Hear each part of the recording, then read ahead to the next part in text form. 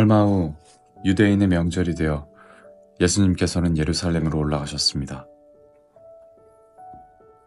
예루살렘에 있는 양의 문 근처에 기둥 5개가 있는 연못이 있었습니다. 거기에는 히브리 말로 베데스다라고 쓰여 있었습니다. 이곳에는 병약한 사람, 앞 못 보는 사람, 걷지 못하는 사람, 다리를 저는 사람 등 많은 병자들이 누워 있었습니다. 거기에 38년 동안 병을 앓아온 한 남자가 있었습니다.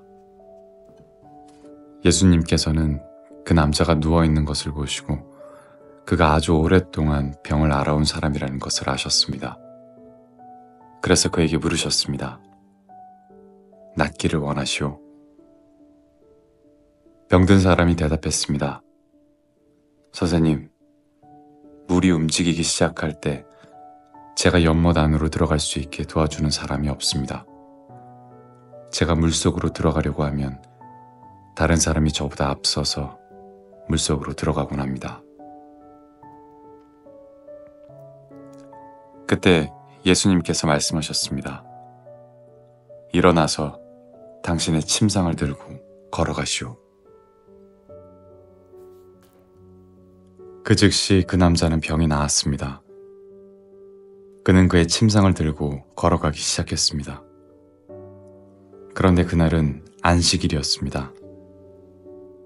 그래서 유대인들은 병이 나은 그 남자에게 이렇게 말했습니다. 오늘은 안식일이오. 안식일에 당신이 침상을 들고 가는 것은 율법을 어기는 일이오. 그러자 그 남자가 대답했습니다. 나를 고쳐주시는 분이 나에게 침상을 들고 걸어가거라 하고 말씀하셨습니다. 당신에게 침상을 들고 걸어가라고 말한 사람이 도대체 누구요? 라고 유대인들이 다시 물었습니다. 그러나 병고침을 받은 사람은 어떤 사람이 자기를 고쳐주었는지 알 도리가 없었습니다. 왜냐하면 그곳에는 많은 사람이 있었고 예수님께서는 이미 궁중 속으로 사라진 뒤였기 때문입니다. 얼마 후 예수님께서는 성전뜰에서 그 남자를 만나 그에게 말씀하셨습니다. 보시오, 당신은 이제 다시 건강해졌으니 더 악한 일이 당신에게 닥치지 않게 다시는 죄를 짓지 마시오.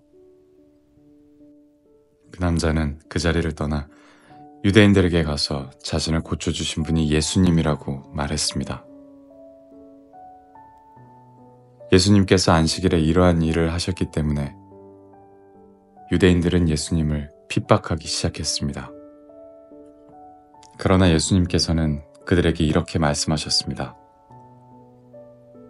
내 아버지께서 지금까지 항상 일하시니 나도 일한다. 이 말 때문에 유대인들은 더더욱 예수님을 죽이려고 안달하였습니다. 그것은 그분이 안식일을 범할 뿐 아니라 하나님을 자기의 친아버지라고 불러 자기를 하나님과 동등하게 여기고 있기 때문이었습니다. 그러나 예수님께서 말씀하셨습니다. 내가 너희에게 진리를 말한다. 아들은 어느 것 하나도 혼자서 할 수 없다. 아들은 다만 아버지께서 하시는 일을 보고서야 그것을 할 수 있을 따름이다. 그것은 아버지께서 무엇을 행하시든지 아들도 행하기 때문이다. 아버지께서는 아들을 사랑하셔서 그분이 하시는 모든 일들을 아들에게 보여주신다. 너희에게는 놀랄 만한 일이겠지만 아버지께서는 이보다 더 큰 일들을 아들에게 보여주실 것이다. 아버지께서 죽은 사람을 부활시키시며 그들에게 생명을 주시는 것처럼 아들도 자기가 원하는 자들에게 생명을 줄 것이다. 이뿐 아니라 아버지는 아무도 심판하지 않으시고 심판하는 모든 권한을 아들에게 맡기셨다. 하나님께서 이렇게 하시는 것은 모든 사람들이 아버지를 존경하듯이 아들도 존경하게 하기 위해서이다. 아들을 존경하지 않는 사람은 아들을 보내신 아버지도 존경하지 않는 것이다. 내가 너희에게 진리를 말한다. 누구든지 내 말을 듣고 나를 보내신 분을 믿는 사람은 영원한 생명을 얻었고 심판을 받지 않을 것이며 사망에서 생명으로 옮겨졌다. 내가 너희에게 진리를 말한다. 죽은 사람이 하나님의 아들의 음성을 들을 때가 올 것인데 그때가 바로 지금이다. 그 음성을 듣는 사람들은 살 것이다. 아버지 속에 생명이 있는 것처럼 아버지께서는 아들에게도 생명을 주어 그 속에 있게 하셨다. 또한 아들이 곧 인자이기 때문에 아버지께서는 아들에게 심판할 수 있는 권한을 주셨다. 이 말을 한다고 놀라지 마라. 무덤 속에 있는 모든 사람들이 아들의 음성을 들을 때가 올 것이다.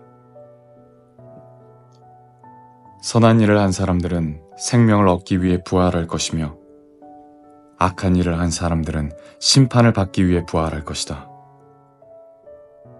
나는 혼자서는 아무것도 할 수 없다. 나는 내가 듣는 대로만 심판을 한다. 그래서 나의 심판은 의롭다. 나는 내가 하고 싶은 것을 하려 하지 않고 오직 나를 보내신 분이 원하시는 것을 하려고 애쓴다. 내가 나 자신에 대하여 증언한다면 사람들은 내 증거를 참된 증거로 받아들이지 않을 것이다. 그러나 나에 대하여 증언하는 다른 분이 계시니 나는 그분이 나에 대하여 증언하는 것이 옳다는 것을 안다. 너희가 요한에게 사람을 보냈고 요한은 너희에게 진실되게 증언하였다. 그렇다고 해서 내가 사람에게서 증언을 받은 것은 아니다. 내가 이런 말을 하는 것은 너희가 구원을 얻을 수 있도록 하기 위해서이다. 요한은 타오르면서 빛을 내는 등불이었다. 너희는 잠시 요한의 빛 가운데서 기뻐하기를 원했으나 내게는 요한의 증언보다 더 큰 증언이 있다. 아버지께서 나에게 하라고 주셨고 지금 내가 행하고 있는 일들이 아버지께서 나를 보내신 것을 증언한다. 나를 보내신 아버지께서 친히 나를 증언해 주셨다. 너희는 지금까지 그분의 음성을 듣지도 않았고 그분의 모습을 보지도 않았다.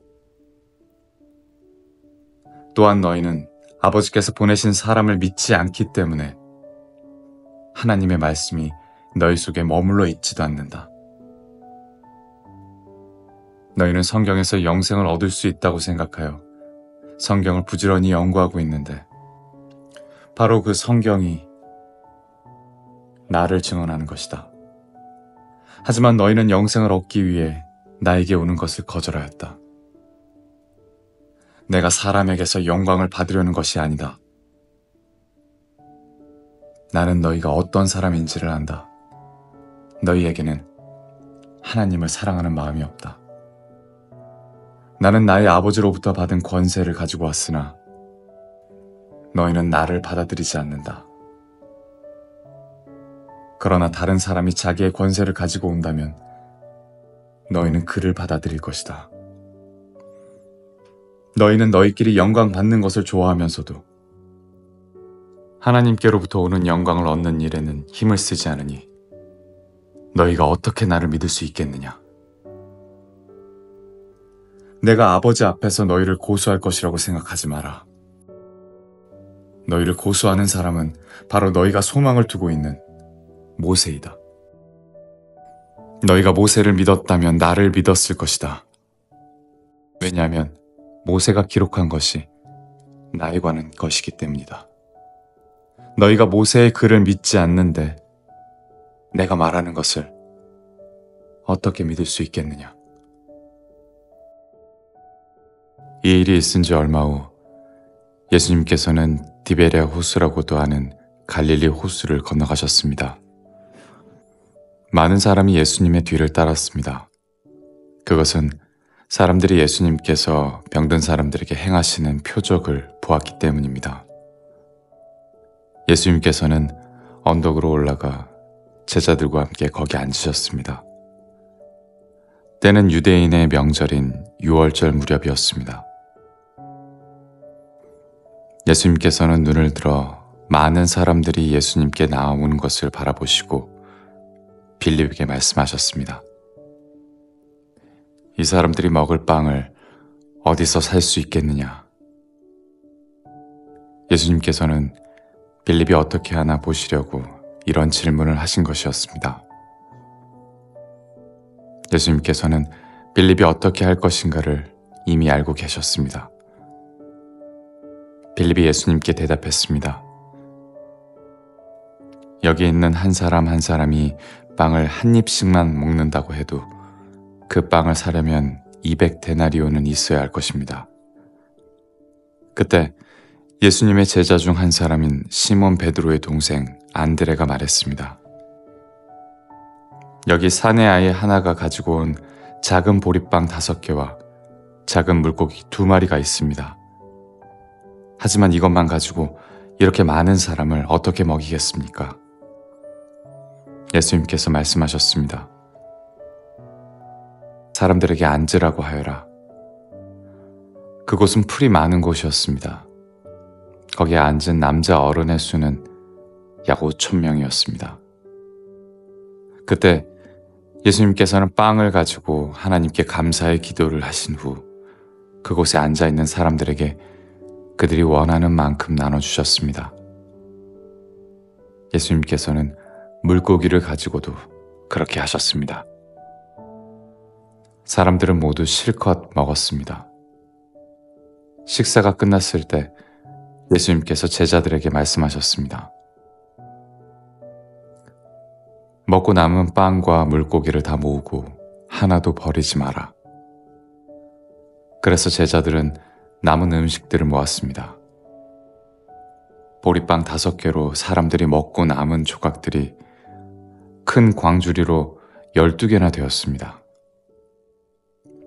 사람들은 예수님께서 행하신 표적을 보고 말했습니다. 이분은 세상에 오실 그 예언자가 틀림없다. 예수님께서는 사람들이 와서 자기를 강제로 데려다가 그들의 왕으로 세우려고 한다는 것을 아셨습니다.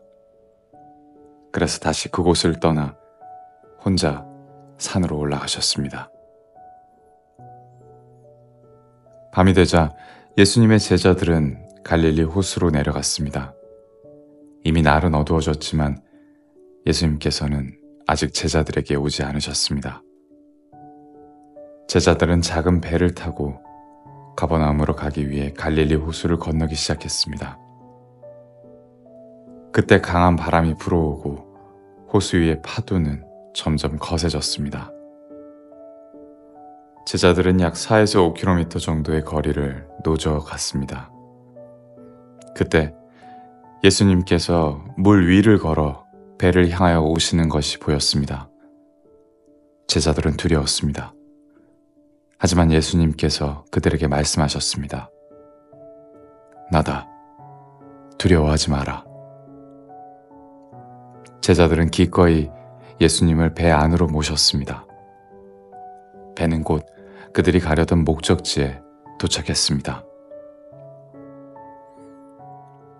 다음 날 호수 반대편에 서 있던 군중은 그곳에 배가 한 척밖에 없다는 것과 예수님께서 제자들과 함께 가시지 않고 제자들만 떠난 것을 알게 되었습니다.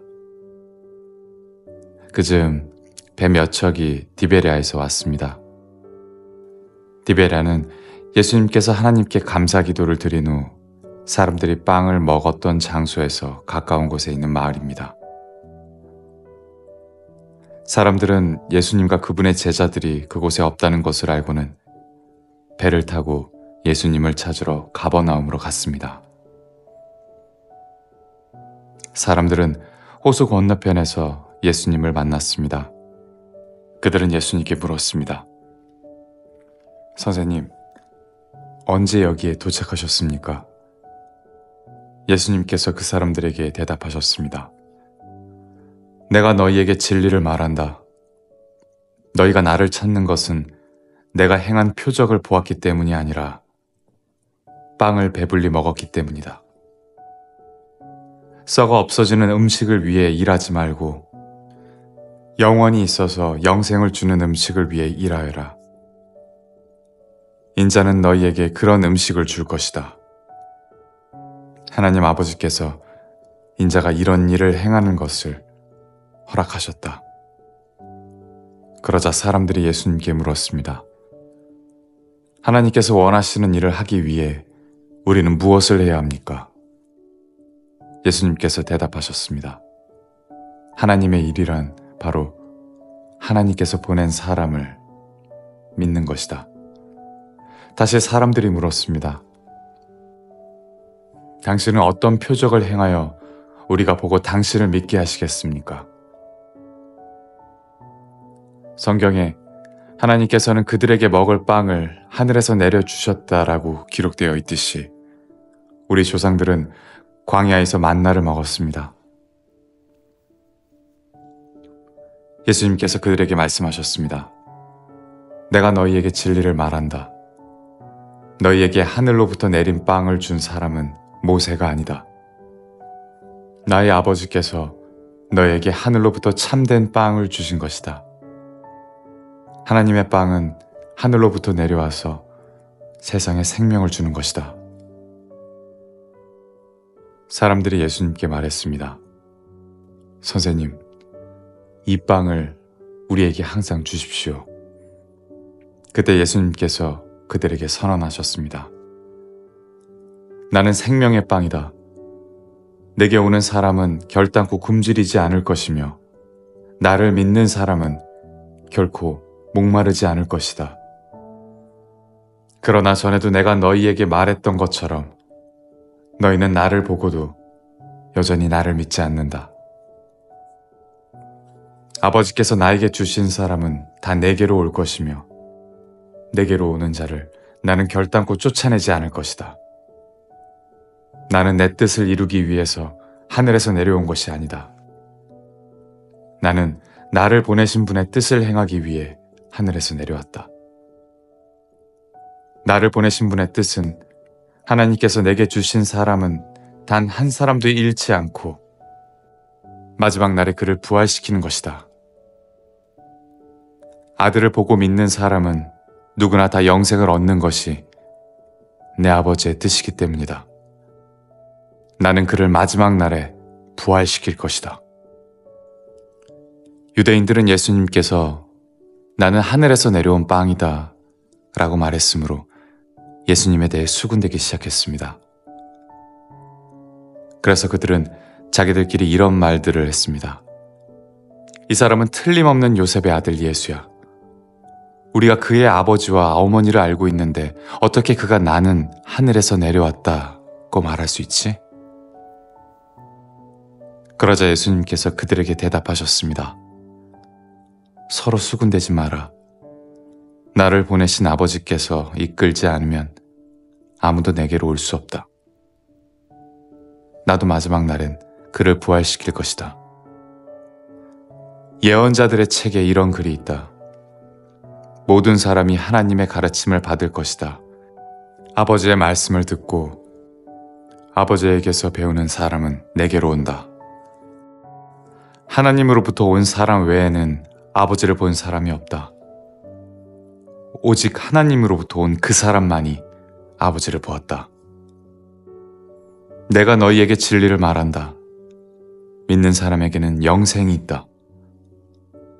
나는 생명의 빵이다. 너희의 조상들은 광야에서 만나를 먹었지만 죽었다.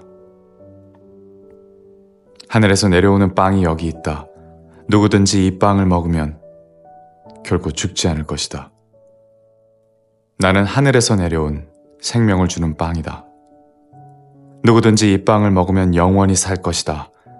내가 줄 빵은 나의 살이다. 내 살은 세상에 생명을 준다. 그러자 유대인들은 이 사람이 어떻게 자기 몸을 우리에게 먹으라고 줄 수 있겠는가? 라고 말하며 서로 다투기 시작했습니다. 예수님께서 그들에게 말씀하셨습니다. 내가 너희에게 진리를 말한다. 너희가 인자의 살을 먹지 않고 또 그의 피를 마시지 않으면 너희 속에 생명이 없다. 나의 살을 먹고 나의 피를 마시는 사람은 영생을 얻으며 나도 그 사람을 마지막 날에 부활시킬 것이다. 나의 살은 참된 음식이며 나의 피는 참된 음료다. 나의 살을 먹고 나의 피를 마시는 사람은 누구든지 내 안에 있고 나도 그 사람 안에 있다. 살아계신 아버지께서 나를 보내셨고 나 또한 아버지 때문에 살고 있는 것처럼 나를 먹는 그 사람은 나 때문에 살 것이다. 하늘에서 내려온 빵은 너희 조상들이 먹고 죽었던 빵과 같지 않다. 이 빵을 먹는 사람은 영원히 살 것이다. 이 모든 말씀은 예수님께서 가버나움 회당에서 가르치실 때에 하신 말씀입니다. 예수님의 제자들 중에 여러 사람들이 예수님의 말씀을 듣고 말했습니다. 이 말씀은 어렵다. 누가 알아들을 수 있겠는가? 예수님께서는 제자들이 이 문제로 수군거리는 것을 아시고 그들에게 이런 말씀을 하셨습니다. 이것이 너희에게 장애물이 되느냐? 그렇다면 인자가 전에 있던 곳으로 올라가는 것을 너희가 보면 어떻겠느냐? 생명을 주시는 분은 성령이시다. 그러므로 사람의 힘은 전혀 쓸모가 없다. 내가 너희에게 한 말은 성령의 말씀이고 생명의 말씀이다. 그러나 너희 중에는 믿지 않는 사람이 있다. 예수님께서는 처음부터 누가 믿지 않을지 또 누가 예수님을 배반할지를 알고 계셨습니다. 예수님께서 계속 말씀하셨습니다. 그러므로 내가 사람이 내게 오는 것을 아버지께서 허락하지 않으시면 아무도 내게로 올 수 없다고 너희에게 말한 이유가 여기에 있다.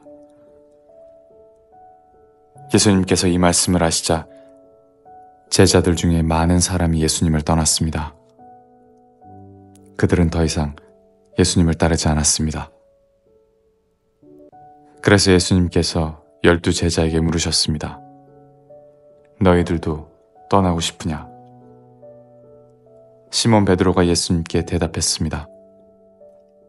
주님, 주님께 영생의 말씀이 있는데 우리가 누구에게 가겠습니까? 우리는 주님이 하나님의 거룩한 분임을 믿고 알고 있습니다. 예수님께서 제자들에게 대답하셨습니다. 내가 너희 12사람을 선택하지 않았느냐? 그러나 너희 중에 한 사람은 마귀니라. 예수님께서는 가룟 사람 시몬의 아들 유다를 두고 말씀하신 것이었습니다. 유다는 12 제자에 들어있던 사람이었지만 후에 예수님을 배반했습니다. 이 일이 있은 후 예수님께서는 갈릴리 지방을 다니셨습니다. 유대인들이 예수님을 죽이려고 했기 때문에 유대에서 다니기를 원하지 않으셨던 겁니다. 유대인들의 명절인 초막절이 가까웠습니다. 그래서 예수님의 동생들은 예수님께 형님의 제자들도 형님이 행하시는 일들을 볼 수 있도록 이곳을 떠나 유대로 가십시오. 누구나 자기가 하는 일이 은밀하게 행해지지 않고 사람들에게 알려지기를 바라는 법입니다. 형님이 이런 일들을 행하고 계신다면 자신을 온 세상에 알리십시오. 라고 말했습니다. 예수님의 동생들이 이렇게 말한 것은 그들도 예수님을 믿지 않았기 때문이었습니다. 그래서 예수님께서는 그들에게 이런 말씀을 하셨습니다. 내 때는 아직 오지 않았다. 하지만 너희 때는 항상 준비되어 있다. 세상이 너희를 미워할 수 없겠지만 나는 미워하고 있다. 이는 내가 세상에 대하여 또 세상이 행하는 일들에 대하여 악하다고 증언하기 때문이다. 너희는 명절을 지키러 올라가거라. 나는 이번 명절에는 올라가지 않겠다. 내 때가 아직 이르지 않았다. 예수님께서는 이 말씀을 하시고 그냥 갈릴리에 머물러 계셨습니다. 그러나 예수님의 동생들이 명절을 지키러 올라간 후 예수님께서는 사람들의 눈에 띄지 않게 은밀히 올라가셨습니다. 그래서 유대인들은 명절에 예수님을 찾으며 그분이 어디 계시냐고 물었습니다. 사람들 사이에서는 예수님에 대한 여러 말들이 오고 갔습니다. 그는 좋은 사람이다 라고 말하는 사람이 있는가 하면 아니다, 오히려 그는 군중들을 속이고 있다 라고 말하는 사람도 있었습니다. 그러나 사람들은 유대인들을 두려워했기 때문에 아무도 예수님에 대하여 드러내놓고 말하는 사람이 없었습니다. 명절이 절반가량 지났을 무렵 예수님께서는 성전들에 올라가 가르치기 시작하셨습니다. 그러자 유대인들은 이 사람은 배운 것도 없는데 어떻게 저런 지식을 갖고 있을까 하며 놀라워했습니다. 그래서 예수님께서는 그들에게 이렇게 대답하셨습니다. 내 교훈은 내 것이 아니라 나를 보내신 분에게서 온 것이다. 누구든지 하나님의 뜻을 행하기를 원하는 사람이라면 나의 교훈이 하나님께로부터 온 것인지 또 내가 내 자신의 교훈을 말하는 것인지 알 것이다. 자기 자신의 교훈을 말하는 사람은 자기의 영광을 추구하기 위해 말하지만 그를 보내신 분의 영광을 추구하는 사람은 진실하며 그에게는 거짓이 없다. 모세가 너희에게 율법을 주지 않았느냐? 그런데 너희 중에 율법을 지키는 사람이 한 사람도 없도다. 너희는 왜 나를 죽이려고 하느냐? 사람들이 이렇게 대답했습니다. 당신은 귀신이 들렸소. 누가 당신을 죽이려고 한단 말입니까? 예수님께서 그들에게 말씀하셨습니다. 내가 한 가지 일을 했는데 너희가 모두 놀라고 있다. 모세가 너희에게 할례를 주었다. 그러나 사실 그 할례는 모세에게서 시작된 것이 아니라 조상들에게서 시작된 것이다. 그래서 너희는 안식일에도 사람들에게 할례를 베푸는 것이다. 모세는 율법을 범하지 않도록 하기 위해 사람이 안식일에 할례를 받는데 내가 안식일에 온몸을 건강하게 해주었다고 해서 어찌 내게 화를 내느냐. 너희는 겉모양만 보고 판단하지 말고 올바른 평가에 따라 판단하여라. 이때 예루살렘 사람 중에는 이렇게 말하는 사람이 있었습니다. 이 사람이 사람들이 죽이려고 하는 바로 그 사람이 아니냐. 보아라, 그가 여러 사람 앞에서 드러내놓고 말하여도 사람들은 그에게서 아무 대꾸도 하지 못하는데 혹시 지도자들도 이 사람을 정말로 그리스도로 알고 있는 것이 아닌가? 하지만 우리는 이 사람이 어디서 왔는지 알고 있다. 그리스도가 오실 때에는 그분이 어디서 오시는지 아무도 알지 못한다. 그러자 예수님께서는 성전 뜰에서 가르치실 때 큰 소리로 말씀하셨습니다. 너희는 나를 알며 또 내가 어디서 왔는지도 알고 있다. 그러나 나는 이곳에 내 스스로 온 것이 아니다. 나를 보내신 분은 참되시다. 너희는 그분을 알지 못하지만 나는 그분을 아는 것이 내가 그분에게서 왔고 그분은 나를 보내셨기 때문이다. 이 일 때문에 사람들이 예수님을 붙잡으려고 하였습니다. 하지만 아무도 그분에게 손을 대는 사람은 없었습니다. 이는 아직 그분의 때가 되지 않았기 때문입니다. 그러나 무리 중에 많은 사람이 예수님을 믿었습니다. 그 사람은 그리스도께서 오신다고 해도 과연 그가 행하실 표적들이 이 사람이 한 것보다 더 많겠는가? 라고 말했습니다. 사람들이 예수님을 가리켜 이렇게 수군대는 것을 바리새인들이 들었습니다. 그래서 대제사장들과 바리새인들이 예수님을 붙잡으려고 성전 경비대를 보냈습니다. 예수님께서는 나는 잠시 동안 너희와 함께 있다가 나를 보내신 분에게 갈 것이다. 너희가 나를 찾을 것이나 찾아내지 못할 것이며 내가 있는 곳에 너희는 올 수도 없다. 라고 말씀하셨습니다. 유대인들은 자기들끼리 이런 말을 하였습니다. 이 사람이 어디로 가려고 하기에 우리가 자기를 찾아내지 못할 것이라고 하는가? 그리스의 여러 도시로 가서 그리스 사람들을 가르치려고 하는가? 너희는 나를 찾을 것이나 찾아내지 못할 것이며 내가 있는 곳에 너희는 올 수도 없다라고 말한 것은 무슨 뜻인가? 축제가 절정에 달한 명절 마지막 날에 예수님께서 서서 큰 소리로 말씀하셨습니다.